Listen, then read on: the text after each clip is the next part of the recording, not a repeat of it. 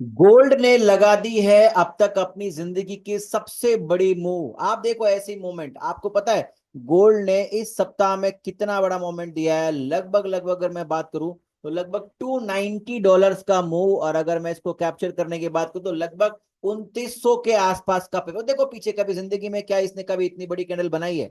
Check करो check करो check करो। ये बनी थी ना, ये भी 1500-1600 पिप्स के आसपास की मोमेंट थी। इससे पहले इससे पहले इससे पहले इससे पहले देखो, ये जो कैंडल भी बनी थी ना, रेड कैंडल, ये भी कितने साल पहले की बात होगी। अगर मैं इसकी भी बात करूं तो सिर्फ 1500 पिप्स की मोमेंट थी ये। राइट। सो बड़ी से बड़ी अगर पिप्स की मैं पहले बात करूं तो वो 1500-1600 पिप्स के आसपास रही है। इतनी बड़ी 1600 पिप्स की कैंडल, ये देखो ये बहुत बड़ी लग रही है, इसको देखो एक बार। ये कितने पिप्स की है? 1700 पिप्स के आसपास की मोमेंट है ये। गाइस आप देखो, कोरोना निकल गया, बड़े बड़े युद्ध निकल गए, वर्ल्ड वार निकल गए, पता नहीं क्या क्या निकल गया उसके पहले से भी।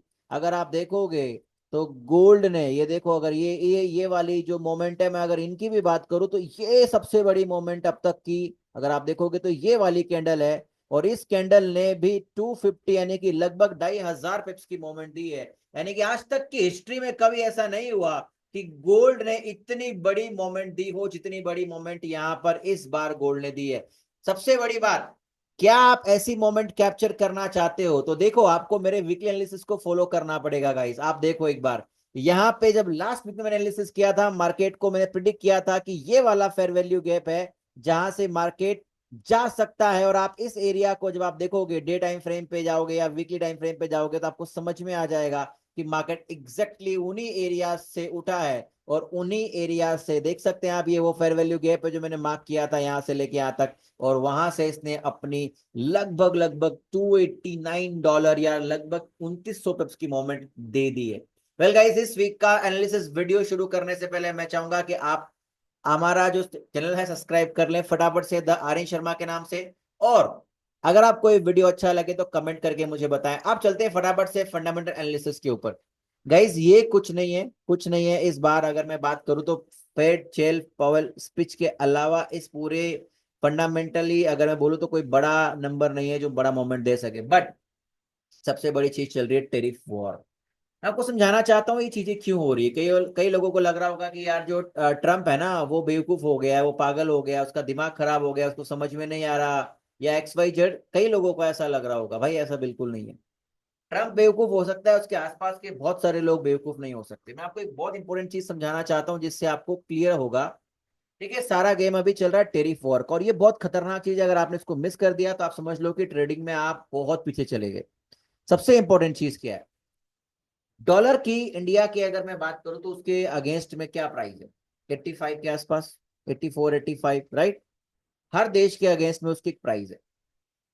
आपको पता है कई सालों से हमारा देश ये कोशिश कर रहा है कि हमारा जो रुपया है ना वो डॉलर के अगेंस्ट में स्ट्रांग ना हो, यानी कि हमारा रुपया डॉलर के मुकाबले कमजोर ही बना रहे। ऐसा क्यों?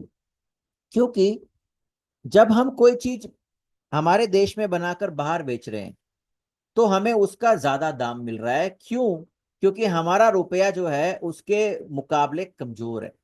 दूसरी चीज, जो बड़े बड़े इन्वेस्टर्स हैं वो हमारे यहाँ पर इन्वेस्ट कर रहे हैं क्योंकि उनको यहाँ पर उनके, वही वाली बात है कि आप डॉलर में कमाओ और भारतीय रुपए में खर्च करो तो कितना मजा आएगा आपको, यस और नो?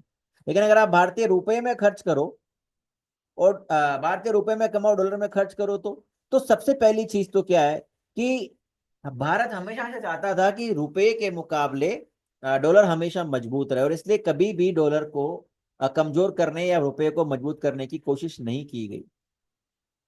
डोनाल्ड ट्रंप जो है ना, उसने भी सेम काम चालू किया है। उसको एक बात समझ में आती है कि जब तक हमारा डॉलर मजबूत रहेगा दूसरे देशों के मुकाबले, तब तक तब तक हमारे यहाँ पे लोग एक्सपोर्ट करके बड़ा पैसा कमाते रहेंगे। आप बात को समझ रहे हैं? आज इंडिया बाहर सामान बेच रहा है क्योंकि जो चीज यहाँ रुपए में बन रही है, 1 रुपए में बन रही है मान लो, वो जब बिक रही है अमेरिका में, तो उस अमेरिका में बिकने के उसके अप्रोक्सीमेटली जो पैसे हैं वो मिल रहे हैं उसको 85 के आसपास। वही चीज इंडिया में बिक रही है मान लो 1 रुपए की, 1 रुपए का आइटम है, तो यहाँ मिल रहे हैं उसको सिर्फ 1 रुपया। तो वो कौन सी जगह पे बेचना पसंद करेंगे? अमेरिका में। लेकिन अगर अमेरिका की जो प्राइस है, अगर उसकी जो स्ट्रेंथ है, अगर वो कम हो जाए, अगर वो कम हो जाए तो क्या, तो क्या यहाँ का जो एक्सपोर्ट हो रहा है वो भी कम हो जाएगा। ये है पूरा का पूरा षड्यंत्र कह लो, साजिश कह लो, या अमेरिका की स्मार्टनेस कह लो, इसकी वजह से टैरिफ्स के ऊपर ये जितना अनस्टेबल तरीके से मार्केट को मूवमेंट किया जा रहा है। ट्रम्प इतना चाइल्डिश बिहेव कर रहा है, अरे भाई तुम चाइना मेरे पे इतना टैक्स लगाओगे, मैं तुम पे इतना लगा दूंगा, ये इतना चाइल्डिश बिहेव कर रहा है। पहले तो नहीं किया इसने ऐसा, पहले भी तो बना था राष्ट्रपति, अभी क्यों कर रहा है? Because he is on a mission right now. Number one mission क्या है उसका? मेरे को डॉलर को थोड़ा कमजोर करना है, ताकि मैं बाकी देशों के साथ में ज्यादा बेहतर स्थिति में आ पाऊं, क्योंकि मुझे अमेरिका को ग्रेट बनाना है। अभी पूरा गेम है इकोनॉमिक्स का, आपको समझ में आया कि नहीं? पर मैं आपको समझाना क्या चाहता हूँ, it's a powerful strategy right now, जो डॉलर को वीक करने के लिए की जा रही है, ताकि जो हम बाहर माल बेचते हैं या पूरी दुनिया जो माल बेचती है, जब उनके उचित दाम ही नहीं मिलेंगे तो बाहर एक्सपोर्ट क्यों होगा?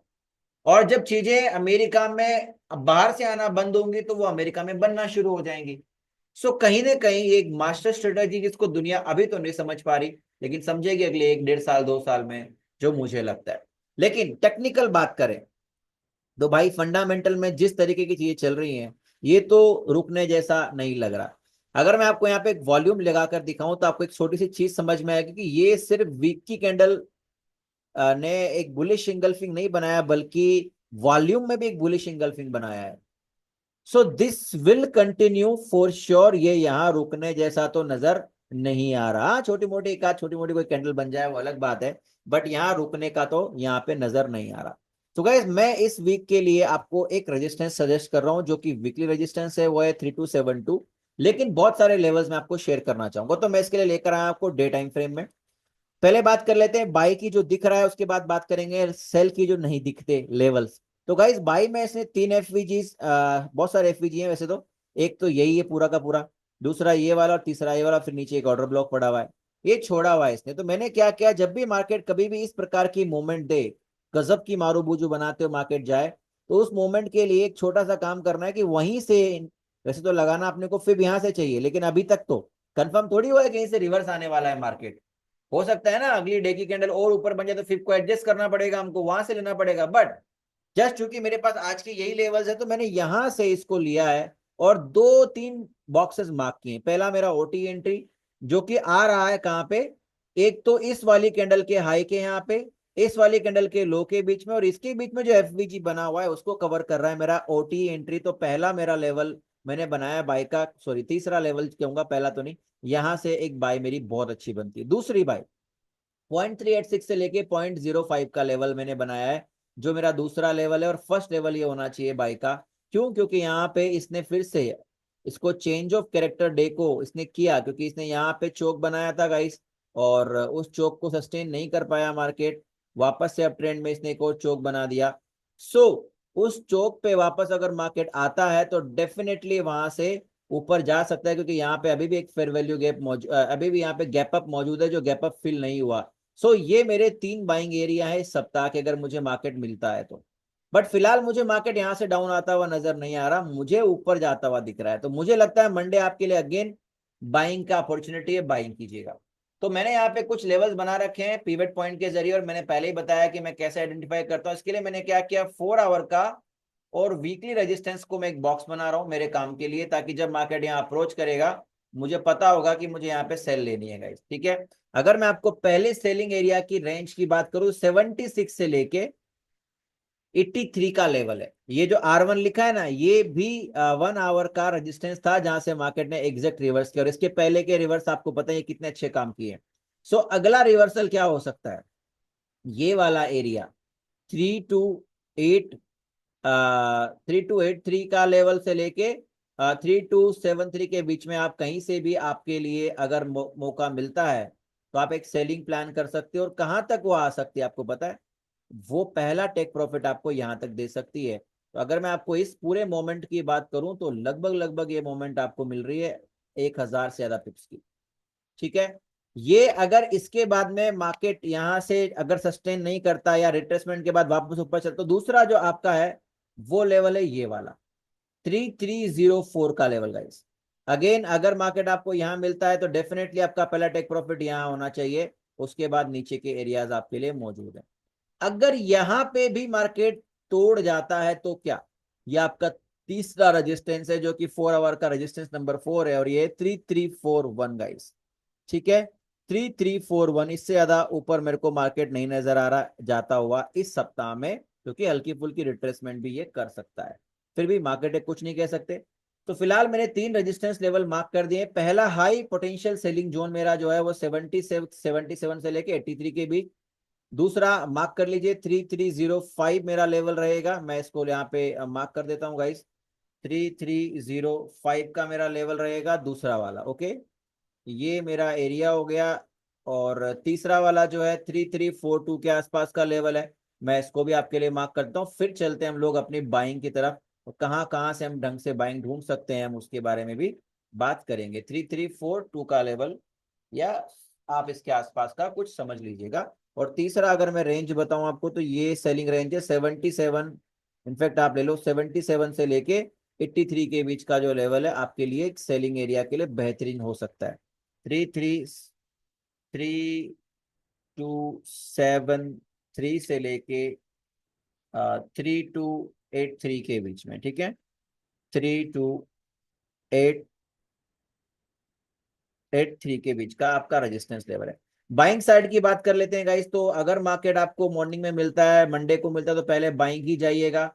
उसके बाद अगर ये नीचे गिर जाता है तो अलग बात है, बट अगर ये नीचे गिरता है तो फिर हमारे पास में बहुत सारे लेवल्स हैं जहाँ पे बाइंग कर सकते हैं। पहला लेवल जो है आपके बाइंग के लिए वो है ये वाला, और अगला ऑल टाइम हाई तोड़ता हुआ आपको ये दिख सकता है।